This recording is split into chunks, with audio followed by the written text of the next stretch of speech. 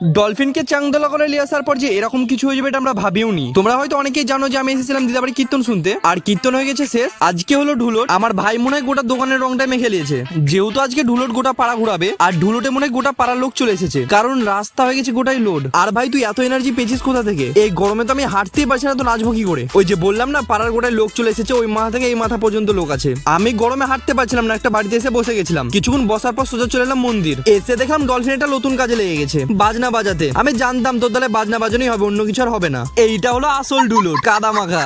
এসে সোজা কাদাতে শুয়ে গেছে, আবার কাকে তো গোবরেও ভরে দিয়েছিল। আর কেউ না, আমাদের ডলফিন কাকে ভরে দিয়েছিল গোবরে। এবার সেই প্রতিশোধ নেওয়ার জন্য দেখছি একজন তেরে ধরতে গেছে। আমি তো ভেবেছিলাম হয়তো ডলফিনকে ধরেছে, কিন্তু না, অন্য একজনকে ধরে বাড়িতে ঢুসে ধরে নিয়েছে। ভাই ওকে মেরে বাড়িতে চাপা দিয়ে দিস না, কারণ যা গরম পড়েছে এমনি মরে যাবে। আমিও মনে মনে ভাবছিলাম যে এরকমই কাজ করবো সবার সাথে। আর আমি কিন্তু জানি যাকে উস্কাবো সে একবার না একবার প্রতিশোধ নিবেই। যেমন ধরো এখন ডলফিনকে নিয়ে যাচ্ছে বালিতে চেপে শুয়াতে, এবার ও কিন্তু একাই পারবে না। আমি ভাবলাম একটু হেল্প করে দিই। ও চেপে ধরে শুয়ে গেছে, এবার আমি ওদের গায়ের পরে আমি বালি ঢালছি। আর ডলফিনকে চ্যাংদলা করে নিয়ে আসার পর হাতে কি হয়েছে চলো নেক্সট পার্টে দেখাবো। তো পেজটা ফলো করে দিও।